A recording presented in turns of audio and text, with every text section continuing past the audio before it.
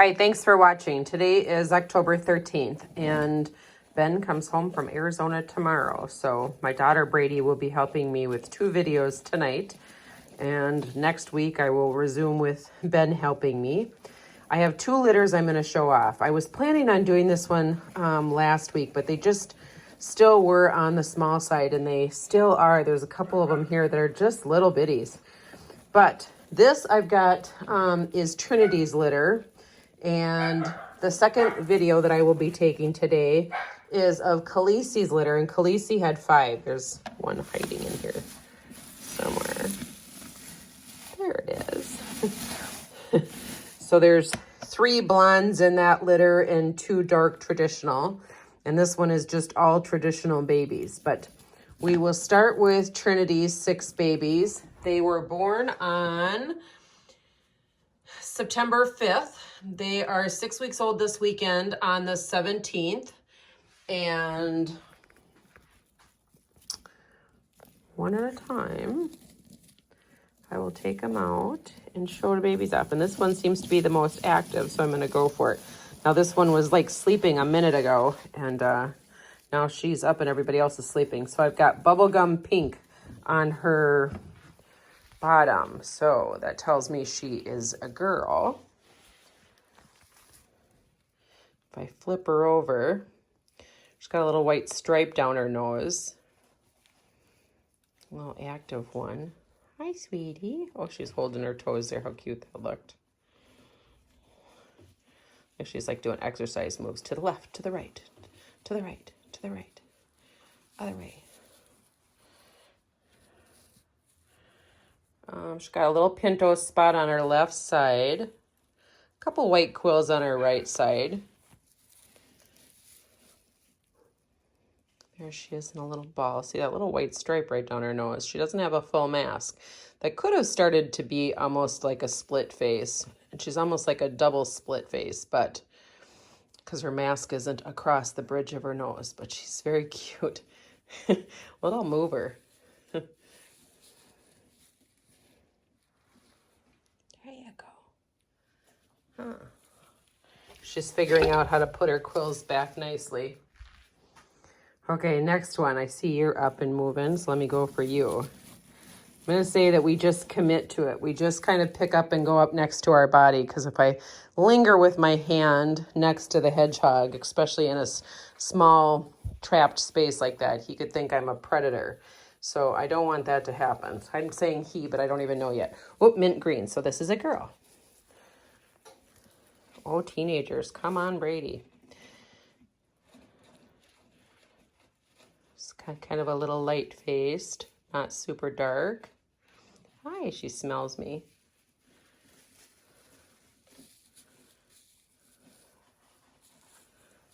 As far as markings, she's very traditional. I don't see even any pinto spots on her at all.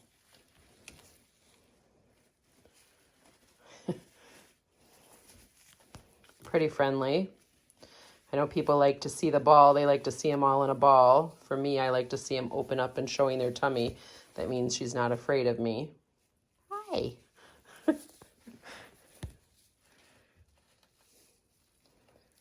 You're cute.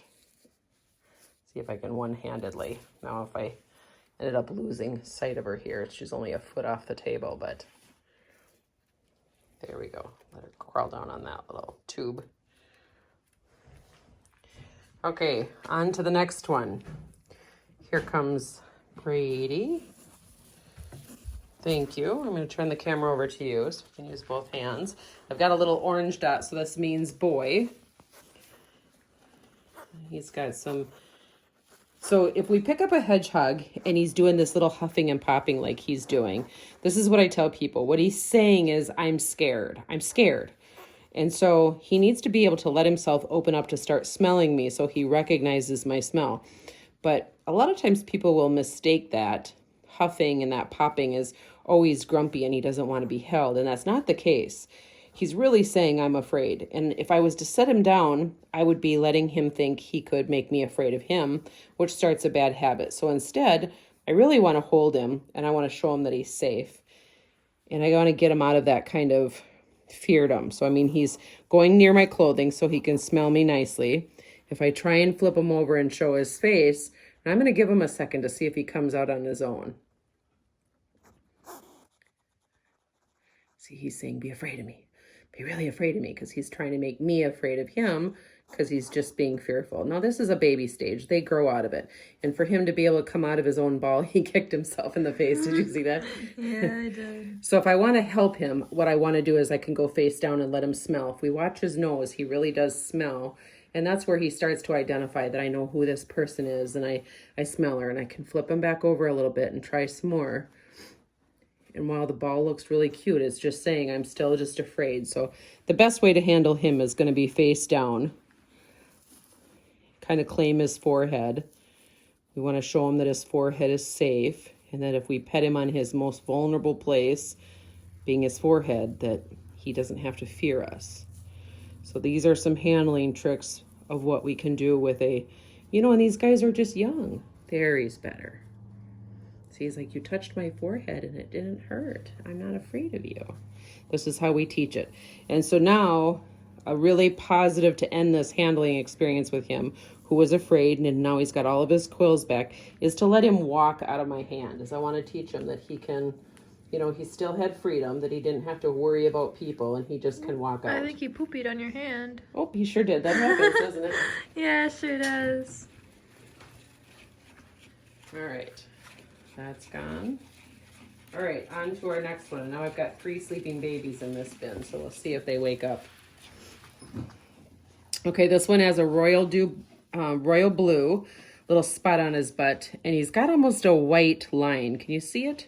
That kind of goes right down his back. He's got a little white pinto spot over here. Hi, dude. Hi. Look at his ears. He's pretty calm. And he just really goes right into letting me pet his face already. And he's already pretty comfortable with being held. And a good way to be able to do that is still go face down and kind of trail him from one hand to the other. They're still learning how to put their quills back. They're like bad hair days. Some they just haven't quite learned how to put them back all together. But a lot of them have a really good start at this point. He's just as cute as can be. He's so cute. Another little pinto spot on that side too. He's got kind of a little white sheen to his quills. Oh, yeah. Huh. He sighed. He sighed at me. Hi. Okay. I'll let you walk out. We got some diggers here in Khaleesi's bucket. They're so cute. That's Khaleesi's bucket, so we'll move on to these next 2 here. So this one has powder blue on him. I see a couple white quills here, but he's very traditional. A couple little white quills over here, so he's very traditional. He was digging in the bedding, so he's got some bedding on his face. Can already tell that he's okay with having his face pet. If you watch their noses do the most identifying. It's their first sense that they use is their scent. And so he's pretty calm. You see his little foot shaking. Yeah, I was just going to say that. Little thumper, aren't you? Hi.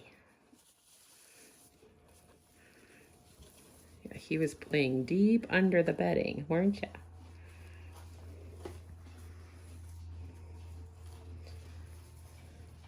I think he might be the smallest in the group. He's pretty little. I don't think he really fits in that ball. Right.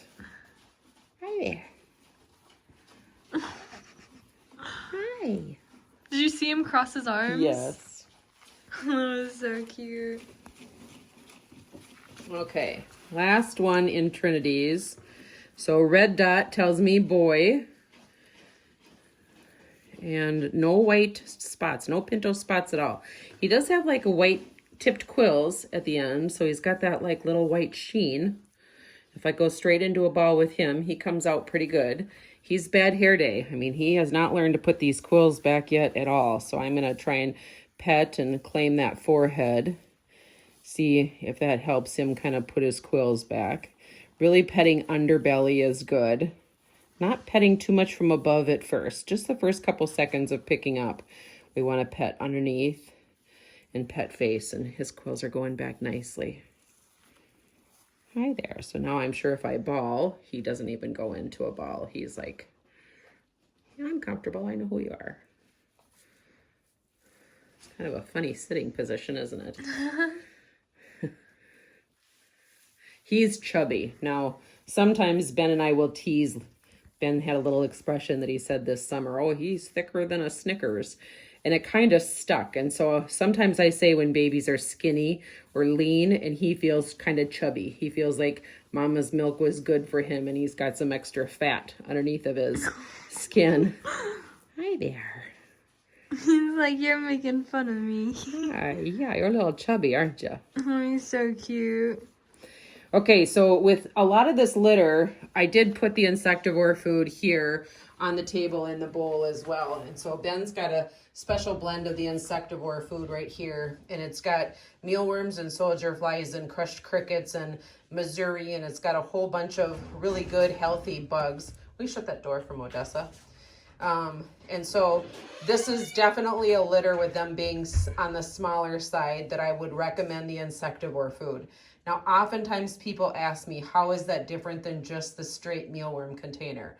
Well, the insectivore food is like formula. It's something that your hedgehog is going to start on for a couple weeks. That's all they're going to eat before they transition over to food. And once they've transitioned over to Blue Wilderness Chicken for Kitten, then we can start feeding, supplementing the mealworms, like 8 to 10 of them in the habitat every day. And yeah, he's a burrower. Yep, that's that little boy, the red one. Yeah. Yep, he's a burrower.